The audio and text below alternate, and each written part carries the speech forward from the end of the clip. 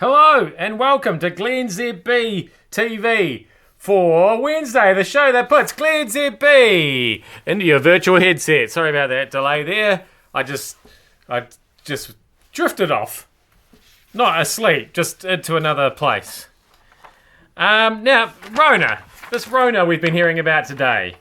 It seems like all this business with poor old Donald Jr.'s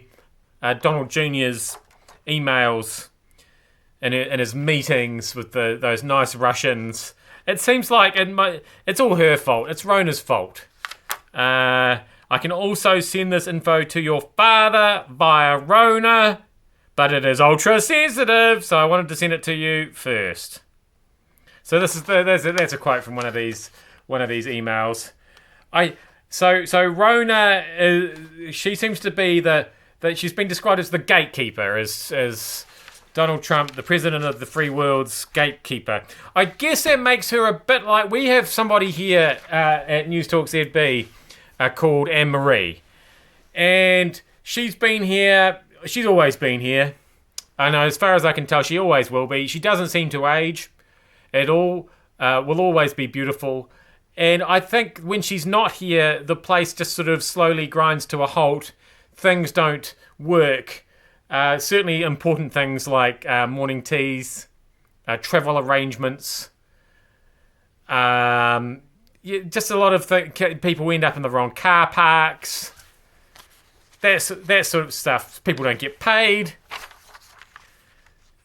She's probably the most important person in this entire building, if I'm going to be honest. And I feel that we're finally finding out who that person is in the White House. And some people might have thought it was Sean Spicer. Some people might have thought it was Kellyanne Conway.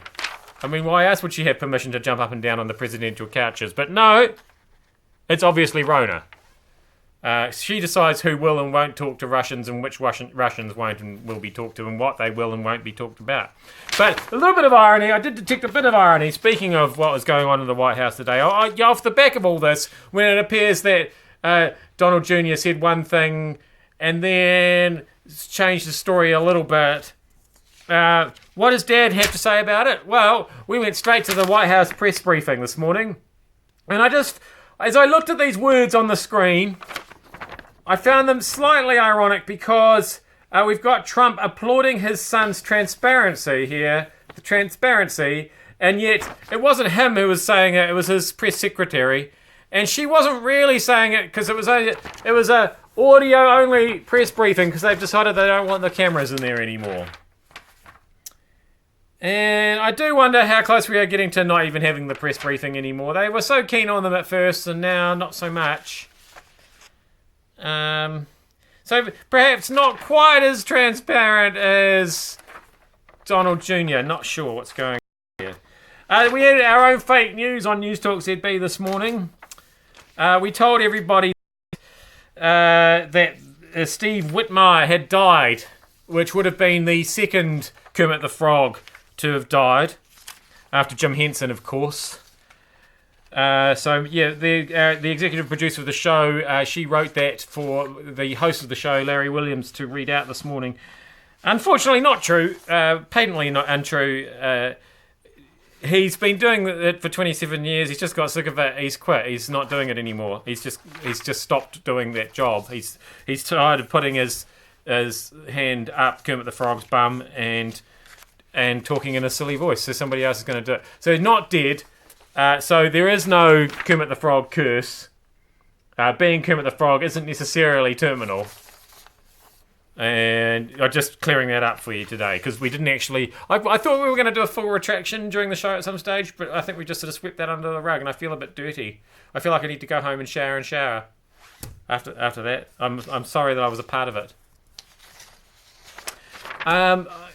Now, going by the weather forecast today, organisers have an alternative up their sleeve apparently if the weather becomes too much for today's America's Cup Parade in Christchurch.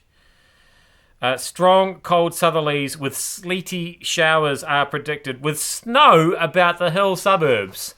So, yeah, pissed down with rain here last week for Auckland's one.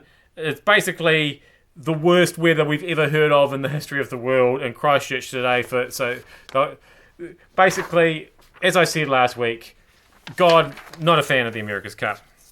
And finally, grow up. Grow up, glennzb.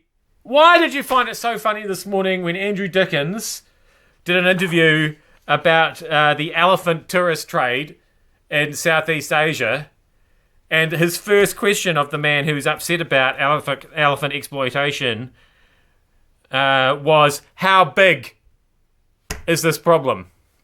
Why did I find that so funny? Why did I start my day just giggling like a 12-year-old because he wanted to know how big the elephant problem was? Why? What's wrong with me? I am glennzb anyway, and in spite of my problems, thank you so much for having me in your virtual headset. I will see you back here again tomorrow for more.